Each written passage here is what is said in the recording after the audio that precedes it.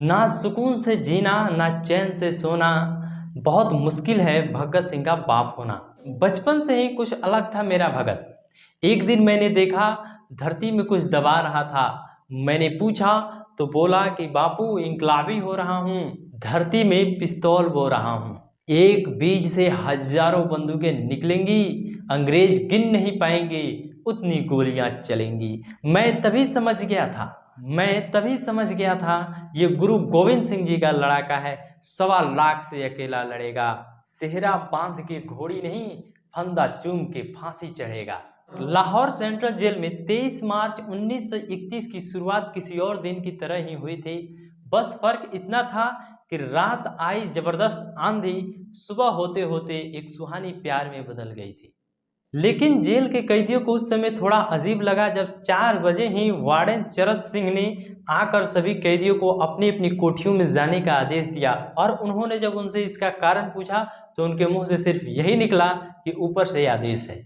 अभी कैदी सोच ही रहे थे कि माजरा क्या है, तभी नाइब बरकत हर कमरे के सामने से फुसफुसाता हुआ गुजरा कि आज भगत सिंह, राजगुरु और सुखदेव को फांसी दी जाएगी। तो जेल के कैदियों ने नाइब बरकत से मनोहार की कि फांसी के बाद भगत सिंह का जो भी सामान है वो आप लाकर हमें दे देना, ताकि वो अपने पोते पोतियों को बता सकें कि कभी वो भी भगत सिंह के साथ जेल में बंद थे। बरकत भगत सिंह के कोठरी में गया और उनकी कोठरी में से पेन और उनका कंघा लेकर आया और सभी कैदियों में उस पर अपना हक जताने की होड़ लग गई। अब सभी कैदी चुप हो चले थे क्योंकि उनकी निगाहें उन रास्ते पर टिकी हुई थी जो रास्ता उनकी कोठरियों के सामने से होकर गुजर रहा था, क्योंकि उसी रास्ते से भगत सिंह और उनके साथियों को ले जाया जाने वाला था। एक बार पहले जब भगत सिंह को उसी रास्ते से ले जाया जा रहा था तो पंजाब कांग्रेस के नेता भीमसेन सच्चर ने उनसे ऊंची आवाज में पूछा था, आप और आपके साथियों ने लाहौर कॉन्स्पिरेसी केस में अपना बचाव क्यों नहीं किया? तो भगत सिंह का जवाब था कि इंकलाबियों को मरना ही होता है, क्योंकि उनके मरने के बाद उनका अभियान और ज्यादा मजबूत होता है, अदालत में अपील से नहीं। वार्डन चरत सिंह भगत सिंह के सेरवा थे और उनके लिए जो बन पड़ता था वो भगत सिंह के लिए किया करते थे। उनकी ओर से ही लाहौर के द्वारका दास लाइब्रेरी से भगत सिंह के लिए किताबें संभाल कर अंदर आ पाती थीं। भगत सिंह जेल के कठिन जिंदगी के आदी हो चले थे। उनका कोठरी नंबर 14 का फर्श पका नहीं था, घास जम चुके थे।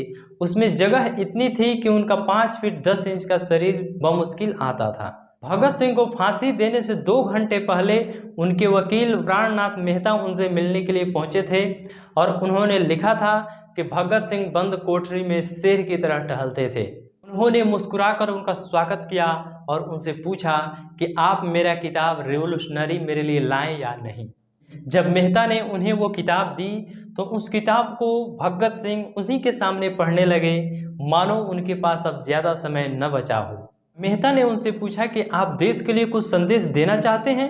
तो भगत सिंह ने किताब से मुंह हटाए बगैर कहा कि सिर्फ 2 संदेश, साम्राज्यवाद मुर्दाबाद, इंकलाब जिंदाबाद। उसके बाद भगत सिंह ने मेहता से कहा कि आप नेहरू को और सुभाष चंद्र बोस को मेरा धन्यवाद पहुंचा दें, जिन्होंने मेरी केस में इतनी गहरी रुचि ली थी। भगत सिंह का साथी रहे शिव वर्मा अपनी किताब रेमिनिसेंसेस ऑफ फिलो रेवोल्यूशनरी में लिखते हैं कि मैं भी उसी जेल में था जिस जेल में भगत सिंह थे। एक शाम हमारे जेल के ताले खोले जाते हैं और हमसे बाहर निकलने के लिए कहा जाता है। सरकार चाहती थी कि भगत सिंह के फांसी से पहले हमें वहां से हटा दिया जाए। जेल से बाहर जाने से पहले वहां के सुपरिटेंडेंट ने मुझसे पूछा कि क्या तुम अपनी कमरेडों से मिलना चाहोगे?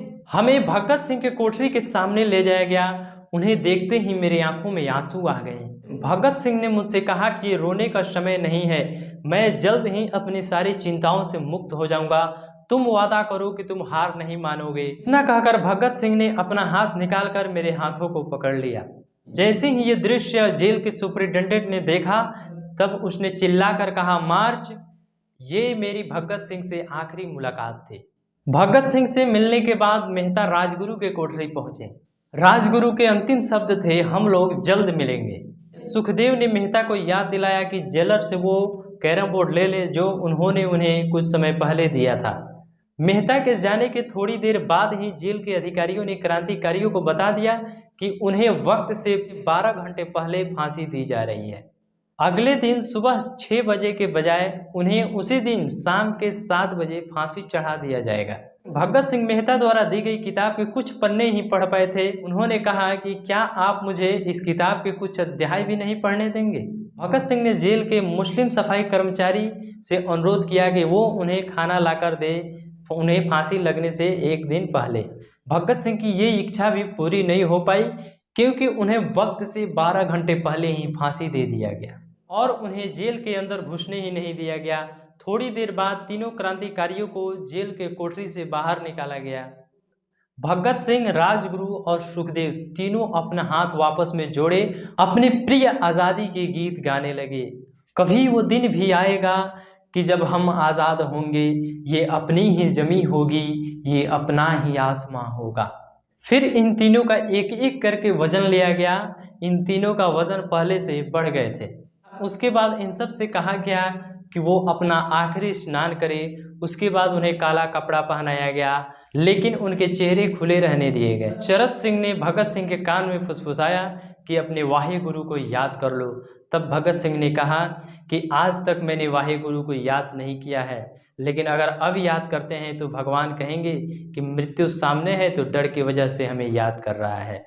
जैसे ही जेल के घड़ियों ने 6 बजाए, कैदियों ने दूर से आती हुई पदचापें सुनी। तो उनके साथ भारी बूटों की आवाज़ आ रही थी, साथ ही दबी हुई स्वर में गीत की आवाज़ सुनाई दे रही थी कि सरफरोशी की तमन्ना अब हमारे दिल में है, देखना है जोर कितना बाजुए का दिल में है।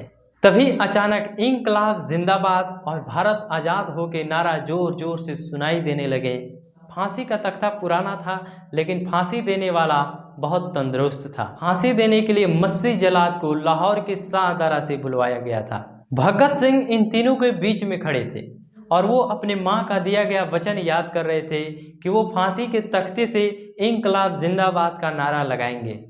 और उन्होंने नारे लगाए भी, जिसे सुनकर जेल के कैदियों ने भी जोर जोर से नारा लगाना शुरू कर दिया। नारा यही था, इंकलाब जिंदाबाद। तीनों युवा क्रांतिकारियों के गले में फांसी की रस्सी डाल दी गई और उनके पैर भी बांध दिए गए। तभी जलाद ने पूछा कि सबसे पहले कौन जाएगा। सबसे पहले सुखदेव ने हामी भरी। उसके बाद एक एक करके तीनों क्रांतिकारियों को फांसी के तख्ते पर ले जाया गया और उनके पैर के नीचे लगे तख्ते को मारकर हटा दिया गया। काफी देर तक उनके शव फांसी से लटकते रहे। कुछ देर बाद उन्हें उतारा गया और वहां पे मौजूद डॉक्टरों ने लेफ्टिनेंट जे कर्नल और लेफ्टिनेंट NS सुधी ने उन्हें मृत घोषित कर दिया। पहले योजना थी कि इन सब का अंतिम संस्कार जेल के अंदर किया जाएगा, लेकिन जेल के अधिकारियों को ये एहसास हुआ कि बाहर खड़ी भीड़ इतनी देर तक खड़ी नहीं रह पाएगी, वो जेल पर हमला कर देगी। इसलिए जेल की पिछली दीवार तोड़ी गई और उस जेल से एक ट्रक लाया गया और उस ट्रक में हमारे क्रांतिकारियों भगत सिंह, सुखदेव और राजगुरु को बहुत अपमानजनक तरीकों से फेंक दिया गया। पहले तय किया गया था कि उनका अंतिम संस्कार रावी नदी के तट पर किया जाएगा, लेकिन उसमें पानी बहुत कम होने की वजह से उन्हें सतलज नदी पर उनका अंतिम संस्कार करने का फैसला लिया गया।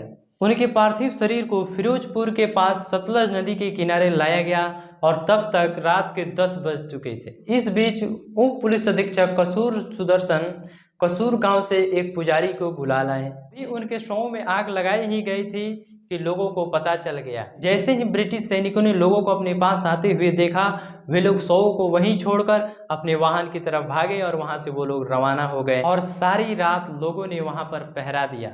दोस्तों, भगत सिंह का कहना था कि एक इंसान को मारा जा सकता है, लेकिन उनके विचारों को नहीं। जय हिंद दोस्तों।